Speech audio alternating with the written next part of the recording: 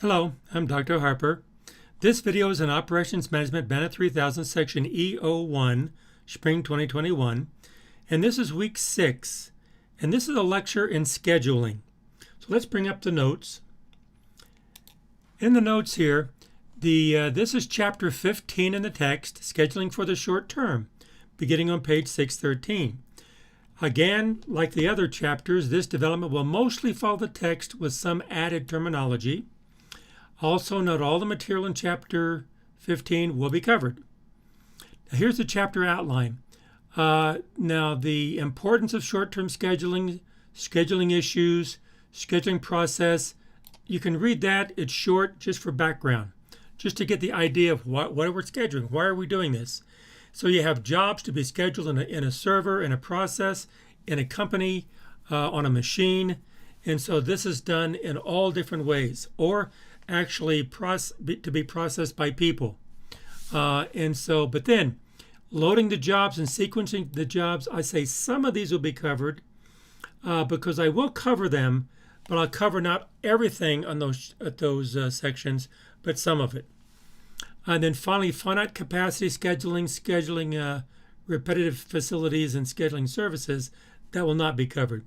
So what I'm covering here is just the foundation and the basics, and that's used quite a bit. Okay, and here's an overview.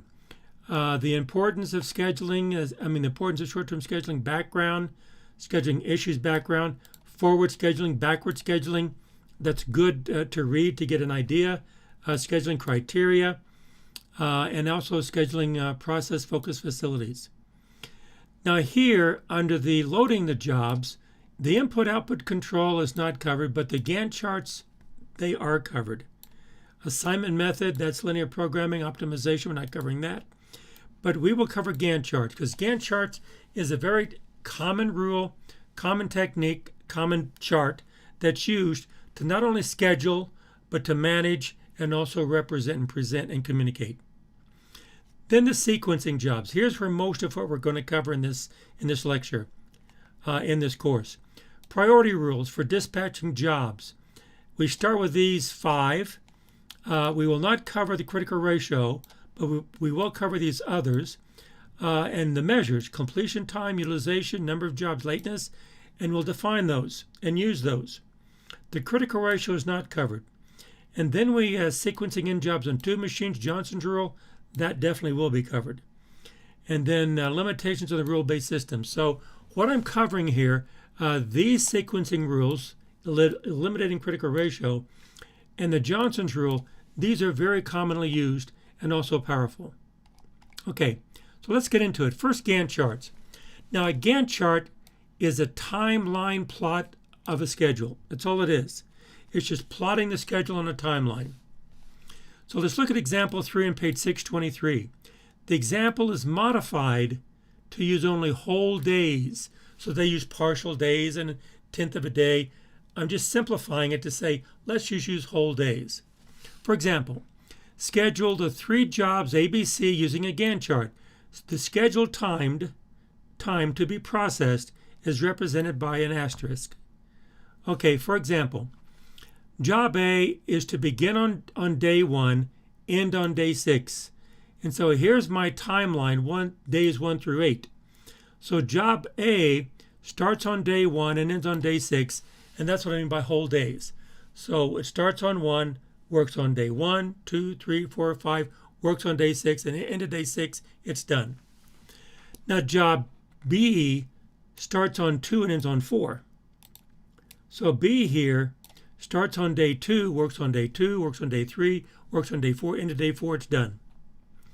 Job C starts on 3, ends on 8, starts on 3, and ends on 8. So it's a real simple timeline. It seems too simple, but as it turns out, it's very useful, very powerful, because you'll know where you are. For example, day 5, you're only working on 2 jobs. Day 3 and 4, it's the maximum load on your system. And then day 7 and 8, you're only working on 1 job. 5 and 6 is on 2 jobs. So it's a very good way to manage your operations, to schedule them, to make sure it's done on time, and also to manage the work. So, for example, after day 5, after the 5th day here in the schedule, the actual work completed on each job is reported. So this is the schedule before work even starts, but once work starts, then you can use the Gantt chart and the schedule to monitor and manage the completion time of your jobs. For example, the scheduled time is an asterisk, but the complete time, let's say, is an X. So if that has been done, as the process is being done, and a day is done, or the job for that day is done, and a Q time is a dash. Now, what Q means is it's waiting to be done. So a Q is a waiting time. Okay. For example, here's job A schedule 1 to 6. And then the actual work that's being completed is 5 days, 1, 2, 3, 4, 5. So it's on schedule, because at the end of day 5, it's scheduled to have 5 days done. It does have 5 days completed of the job, and there's 1 day left. Now, job 2 is scheduled to start on 2 and end on 4. And notice there was one job B had a queue time of 1 day. In other words, it waited 1 day before it began processing. And then there's 3 days processing time, and there's the 3 days, so it's right on time. Now, job C started on 3 and ended on 8, so there's the schedule, but job C waited in a queue for 2 days, queue time of 2 days, waiting before it's processed. Then on day 3, it starts processing, and it goes and it's being processed. 5 days worth of that job is being processed. Now, at the end of day 5, only 3 was scheduled to be processed, 3 out of 6. But at the end of day 5, job C, 5 out of 6 of the days were completed. So notice you can be behind schedule, you can be ahead of schedule, you can be on schedule. In this case, job C is 2 days ahead of schedule. But there's still 1 day to be done, because it's not due to be done on job 8, on day 8. And so the interpretation down here, job A was scheduled to be on day 1 and end on day 6. After 5 days into the schedule, job A completed 5 days. Job A is on schedule, but has 1 day left to complete. It's on schedule and has 1 day left to complete. Job B. Job B was scheduled to begin day 2 and end on day 4. 2 to 4, here. 2 to 4. After 5 days into the schedule, job B waited in the queue 1 day, then completed 3 days. Job B is on schedule and is completed. There's no days left. Now, job C. Job C was scheduled to begin on day 3 and on day 8. And there's 3 to 8 right there. 3 to 8. After 5 days into the schedule, C waited in the queue 2 days, then completed 5 days. Job C is ahead of schedule by 2 days and has 1 day left to complete. It's 2 days ahead of schedule, and it has 1 day left to complete. So this is the interpretation of a Gantt chart of the schedule, which is the asterisks or the stars, and then the progress of the work being completed. And those are the X's. And so you can combine them. Okay. Next is sequencing jobs. Scheduling using sequencing jobs or priority rules to sequence your jobs. Now, in example 5 on page 626 is what we will look at. Now, the queuing system in jobs on one server here, a queuing system is made up of a queue, and that is a waiting line, and then a server or a work center, and that's the process. So the idea here is job A is the first job, job B is the second, third, fourth, fifth, and this is the sequence, A, B, C, D, E. And that's the schedule, A, B, C, D, E. That's the order in which they will be processed. First A, then B, then C, then D, then E. This is the schedule. That's the order. That's the queue. And this is the first, second, third, fourth, fifth job. So the idea here is that when you have jobs entering a system, like 5 of them, A, B, C, D, E, well, the order in which they entered the system was A, B, C, D, E. So that's the order in which they arrived. And so that's the first come, they're in first in line.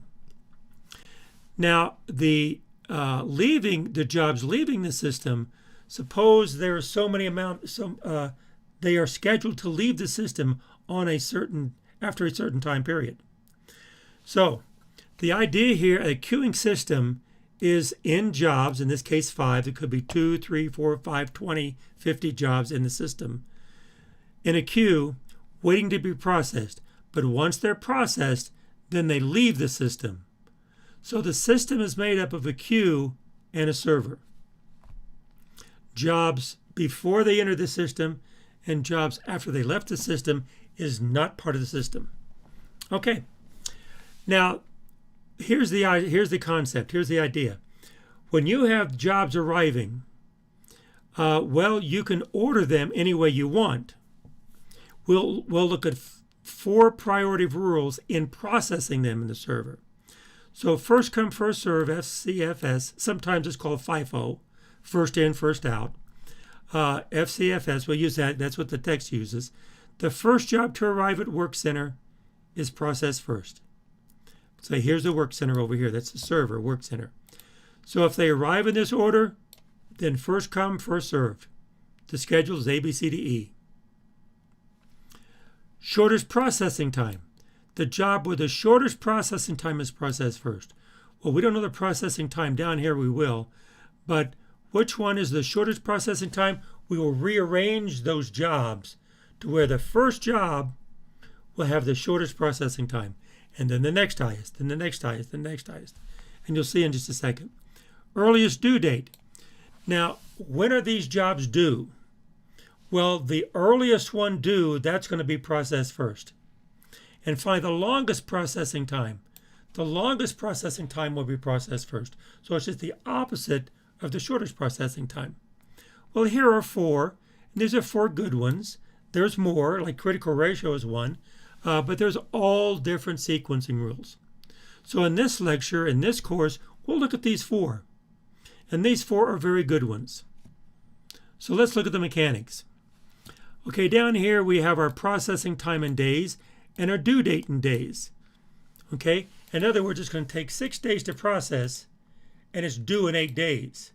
2 days to process is due in 6 days. 8 days, it's due in 18 days. So here's the days, the due date on which they're due to leave the system up here. Processing time is a time required to process a job in the server or work center, same thing. The due date is a time the job is required to leave the system after that many days. After that many days. Okay. Queue time is the time a job waits in the queue before being processed. And it's waiting in the queue before it's being processed. Okay. Well, let's go through each of these rules, priority rules. Let's start with first come, first serve, and the shortest processing time. Well, the first come, first serve, the order first, second, third, fourth, fifth is simple, A, B, C, D, E. There's a processing time in days. There's the due date in days.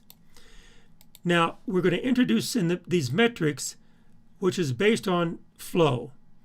The flow time. Let me highlight this. The flow time is a diagnostic that a lot of metrics are pulled from. So flow time is one of the more important diagnostics of a schedule. And essentially what the flow time is cumulative processing time. And so here the flow time over here is really the queue time plus the processing time. Okay, first of all, job A.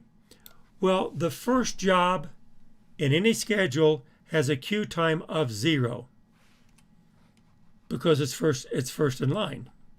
Let's bring up here. It's first in line. So the first one, no waiting. You go right into the server. Okay? So the queue time here is 0. Now the processing time is 6. So 0 plus 6 is the flow time. Job B, that's the second job in the schedule, in the queue. The processing time is 2. So the processing time over here is 2. But what's the queue time? Well, it's behind A. And A is going to take 6 days to be processed. So the queue time is going to be 6. So 6 plus 2 then is 8. So 8 is the actual number of days it takes to go through the system and leave the system. So the due date here, notice the due date is 8 days, but it's done in 6 days, so it's not late. Here, the due date is 6 days, but it took 8 days to be processed. It would take 8 days before it left the system. So it left the system after 8 days. It was supposed to leave the system after 2 days, so the difference of that is 2. It's 2 days late. And that's the interpretation. So let's look at job C. Well, job C has a processing time of 8 days, but it's the third job in the system. So the processing time is 8. Fine. What's the queue time? Well, C is behind job B, so it has to wait until B leaves the system. How long does it take for B to leave the system? That's the flow time of 8. So the queue time here is the flow time of the preceding job, which is 8. So 8 plus 8 is 16. So 16 is how many days it takes to be processed to go through the system. And on day 16, it leaves the system. The due date is 18, so therefore it's not late. The lateness of the job is 0 because it's not late. Actually, it's 2 days early. Okay, job D. Notice the flow is the cumulative processing time. 16 plus 3 is 19. 19 plus 9 is 28. But then to get the due dates are given. To get the lateness here, we say, okay, well, it was due on 15, but it left the system on 19, so the difference is 4 days late. It was due to leave the system after 23 days. It left the system on day 28 days, so the difference is 5 days late. So we can add up the processing time. So the total processing time is 28. In other words, it takes 28 days to process all 5 of these jobs. That's how long it takes. But we can also add up the flow and have a total flow of 77. And that 77 is a diagnostic which indicates the efficiency or the utility, or the average completion time. Notice the 77 is over here on the average completion time, utilization, average job in the days. So this 77 is a very important diagnostic that's used in all different metrics. And really it's a measure of efficiency or utilization. Okay. So you have a flow of a job in a schedule, and you have the flow of the schedule. So you have 2 different flows. Okay, and then we can add up the total lateness. Well, these 3 times plus 5 jobs can come over here and have these 4 metrics. The average completion time is the flow divided by the number of days. The utilization is the total processing time divided by flow of the schedule. The average jobs in the system is the total flow of the schedule divided by the total processing time of the schedule. And the average job lateness is the total lateness divided by the number of jobs. Now the interpretation on each of these. Notice the average completion time of 15.4 days. Essentially, you're taking the flow, which is job days, dividing it by the number of jobs. So on the average, each job on the average takes 15.4 days to be processed. Well, no job takes that long. Okay, in other words, 15.4 days, none of the flow time is 15.4 days. But the combination, the the combination of queue time and processing time is a flow time, and the average flow is 15.4 days. Or the average time a job spends in the system is 15.4 days. Utilization, well, that's the processing time, which we'll see in a minute is how long it takes to do it, divided by the flow. Okay, well then this is really the utilization of the flow. In other words, the processing time is 28, but the processing time is really 36.4% of the total flow. That's how much of the flow was utilized. Average jobs in the system is 77 over 28. Well, this is interesting. So on the average, there was 2.75 jobs in the system over that time. The average job lateness is 2.2 days per job. So this is the interpretation, and we'll calculate these on each one of these schedules. Now, Excel will be useful in calculating these jobs. So let me do this in Excel. So let's bring up Excel. And there it is. So let's take the first one here, A and Control C. So let's take these first 5 jobs in the processing time. And let's put it right, let's come down a ways and put it right here. Oops. Do it again.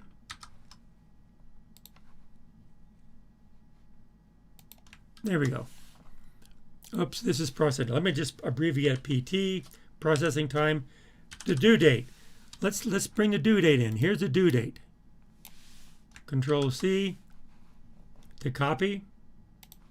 Right here, Control V to paste. And there they are. Okay. Now, let's enlarge this. Let me show you how this works. Let's do the flow. Simply, that's going to the processing time equals 6 equals 2 plus 6. It's the cumulative processing time. And there it is. Okay, I can bring this down here and point out and notice that my flow is 6, 8, 16, 19, 28, 6, 8, 16, 19, and 28. And there it is. So we have it. Now what about job lateness? Well, we have the due date. Now remember, when the flow time is greater than the due date time, it's late. Okay? So when the flow is greater than the due date, so let's put this over here with an if statement. If the flow is greater than the due date, then the flow minus the due date is the lateness. Otherwise, it's 0. So let's just copy that down. Boom, boom, boom, boom. And that's the lateness. Okay, again, let's minimize this. 02045. Let me bring this over here. 02045, and there we go.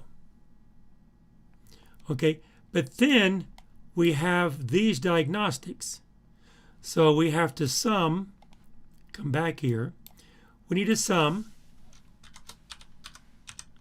equals the summation. Let's the processing time here. And there it is. And let's copy this over. We don't need the sum of the due dates, but we need the sum of the flow and the sum of the lateness. Okay? There we go. Now, so let's bring this over here. And let's bring this over here. And let's start calculating these things. We have the flow. We're going to have the average completion time. And let me call this average time equals the utilization, U equals the average jobs equals, and then the average lateness equals. Okay, and so so notice what we have here. This is the average.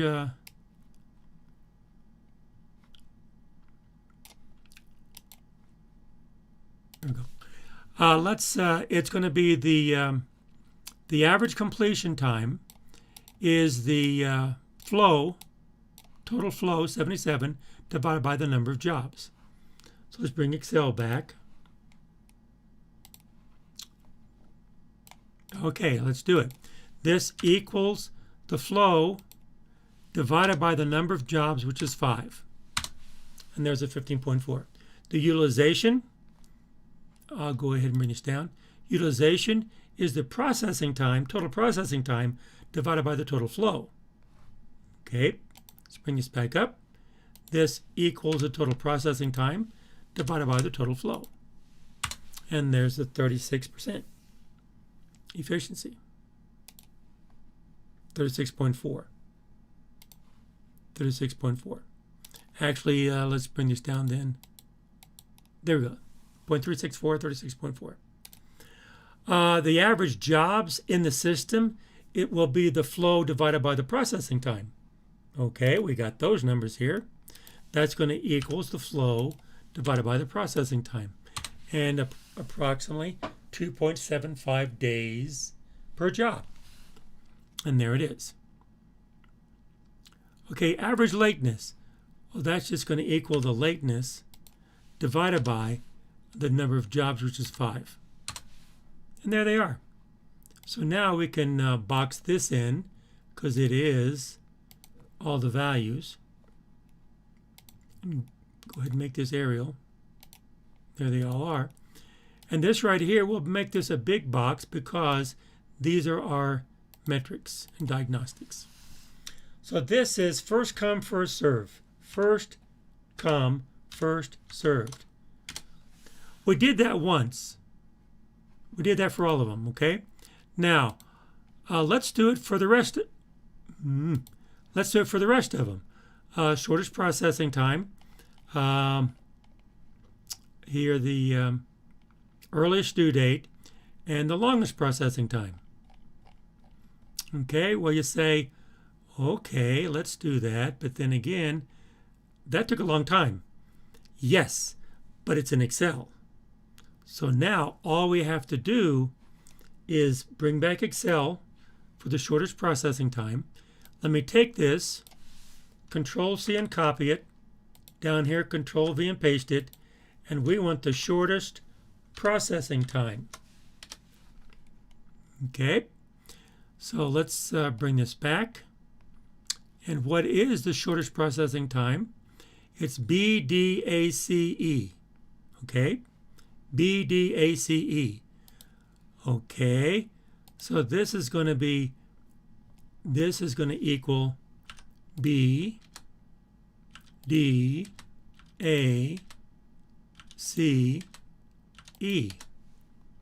And then I'll just copy those over.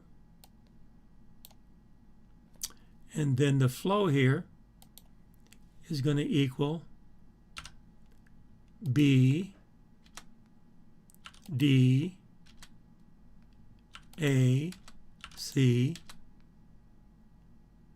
Actually, I think the flow's already there. 2/5/11/1928. I didn't need to do that. 2/5/11. It's already there. All you have to do is put the processing times, and there's all the diagnostics. There they are. 43.1.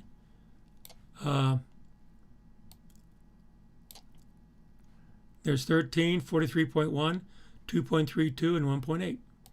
We can reduce this down to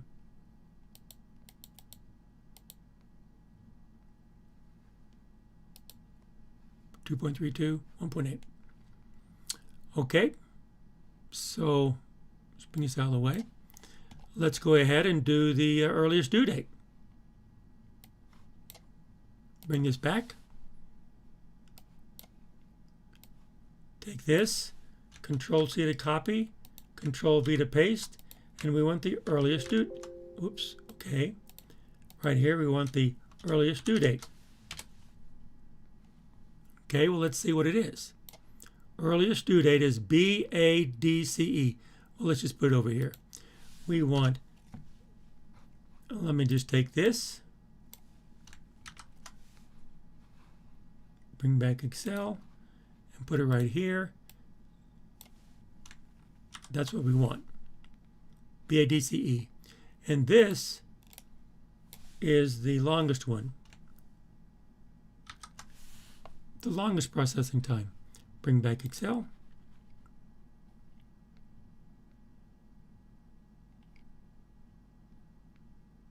Put it here. ECADB. There they are. Okay, now, so let's just go ahead and put this in there. We want B,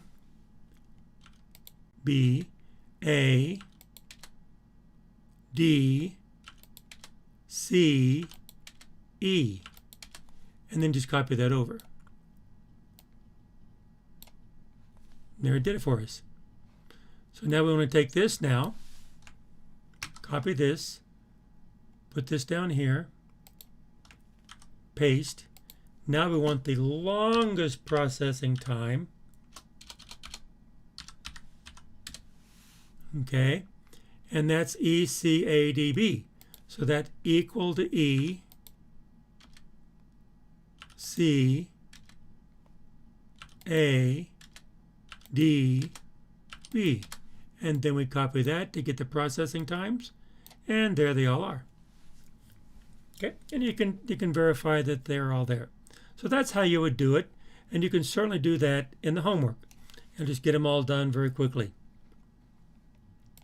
Okay, and then here's the summary. Okay, the summary of the priority rules. Here's the first come, first serve, shortest processing time, earliest due date, longest processing time. Okay, and I just copied them here, and I boxed some things in which are important. Down here, important points and takeaways. 1. Notice the total completion time right here. For all of these schedules, the total completion time is always 28. So therefore, the total completion time is the same for all the priority rules, for all the schedules. It really doesn't matter. So another way to say that is the total completion time is independent of the priority rules or the schedules or the sequences. They're independent because the processing time will always be the same. Second, the flow time is queue time plus processing time. Well, there are different types of flow. The flow of a job in a schedule and the flow of a schedule. And the average completion time is equivalent to the average flow time per job in a schedule. Finally, the shortest processing time priority rule will always, and let me emphasize always, yield the lowest total flow time. Let me show you what I mean by that. The total flow here, the shortest processing time of 68, 77, 68, or 65, 68, 103, this will always be a minimum. It's always the lowest.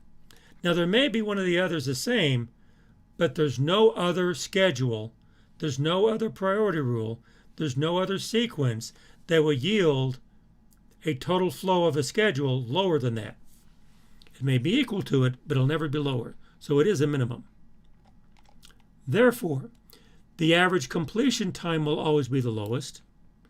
The utilization will always be the highest. And the average jobs in the system will always be the lowest. Well, where'd these things come from? Well, let's back up. Back up to the metrics. Since the flow is always a minimum, let's go ahead and do the shortest processing time. Here's the shortest processing time. This flow, the total flow here, will always be a minimum for the SPT priority rule. Since this is a minimum, this is always a minimum. Therefore, this will always be the lowest. This is a minimum. Therefore, and this is always the same. Therefore, this is always the highest. This is always the lowest, and this is always the same. Therefore, this is always the lowest. And that's why that's true. And so there's a good rule or property of the shortest processing time, because it will always give you those values. The lowest average completion time, highest utilization, and lowest average jobs in the system. Okay, let's go to sequencing in jobs on two machines. And the priority rule that we'll be looking at is Johnson's rule. So Johnson's rule is a priority rule for in jobs on two machines with some very important properties. So let's look at it.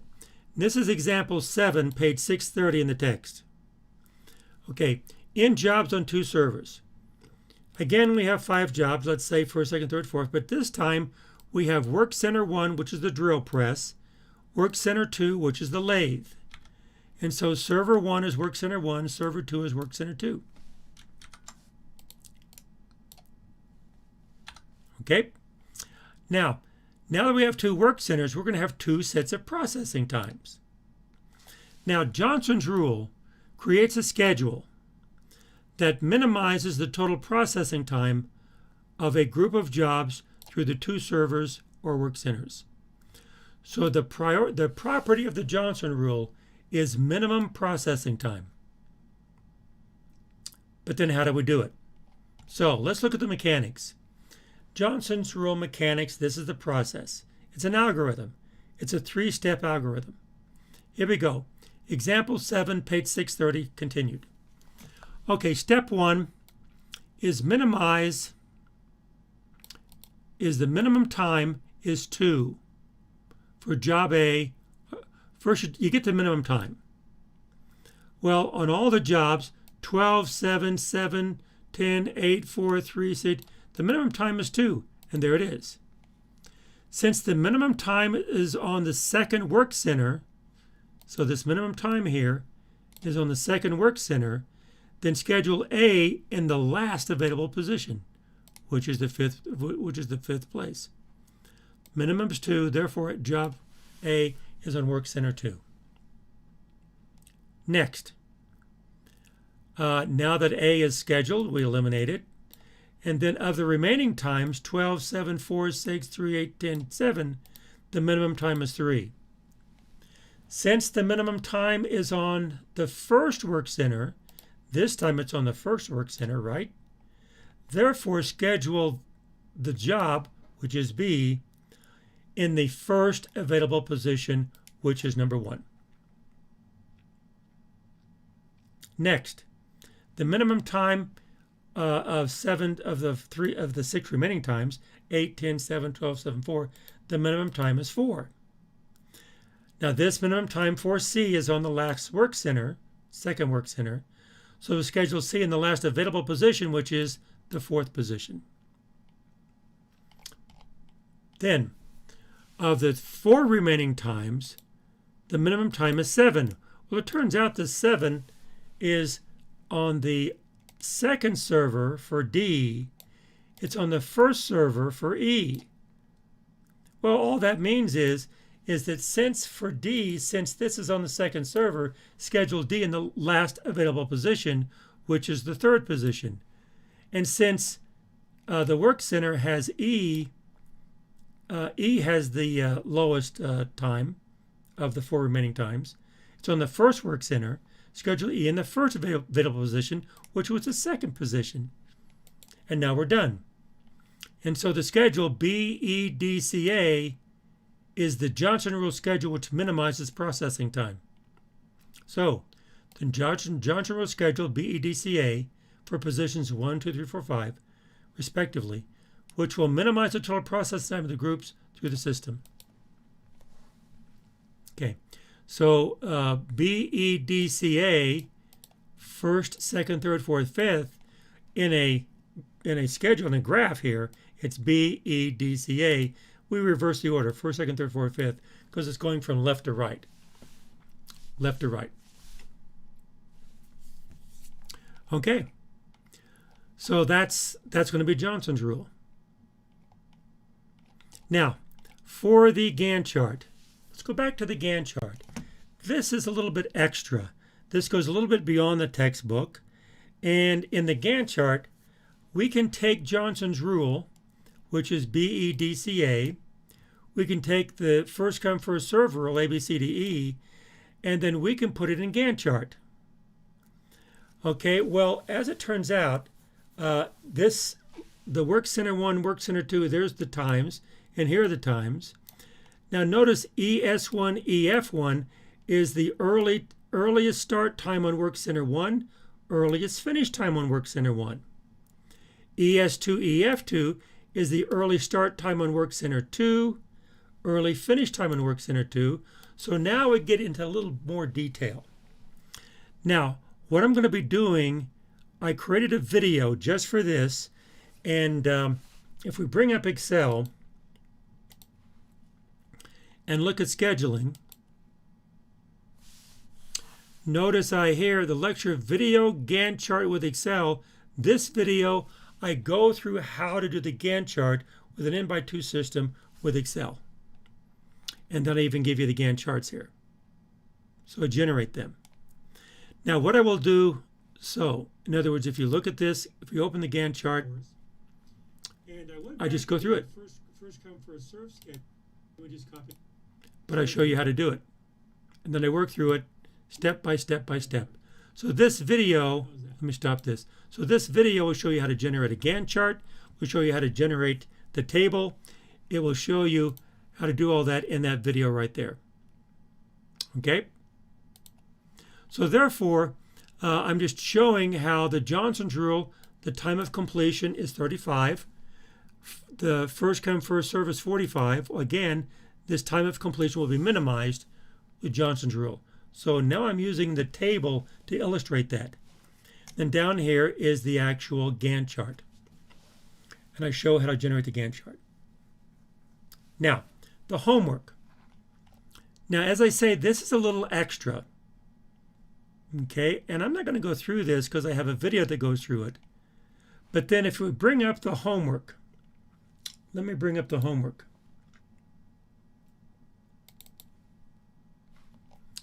Okay, I go through, and I'm going to have a video to go through each one of these.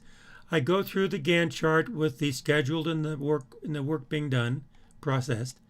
I go through the sequencing rules here. I go through how to generate the jobs. I go through Johnson's rule and in jobs on 2 servers. Now, what I'm getting at is question 10. Now, question 10, this is the last question in this homework, in this course, at the very end of the course. What I decided to do is take a fairly complex problem, a fairly realistic problem, to show you how this would be used in a real world type of problem. And so I'm going to go over this question 10 in the homework. I'm going to have a homework video. And on this last question, I'm going to go through it step by step and actually work it and get the answer. So you will have the answer in the video, but I want to show you step by step how to do this. So there's just different ways to learn the material. One is I show you how to work it and you discover how to work it through my guidance, or I can actually just work it. And you can follow my steps to work it. And that's what question 10 is about. And I'll do that. Let's bring back up Excel. And I will do that in this video right here. And that video will show it. Okay, so I'm doing this video first, and then I'm doing this video next. And you'll see that on how to work and how to work through the homework, but also I'll work completely through homework number 10 to the answer. And so the answer to 10 will be in that video. Okay? And that turns out to be the very last homework question in this course. And then we go into the examined projects. So that's all I have. That's all I have for this lecture on scheduling. And I hope this helps. And between now and the next time I see you, I want to urge everyone to be safe. Don't take anything for granted. Stay healthy so you can keep learning. And take care.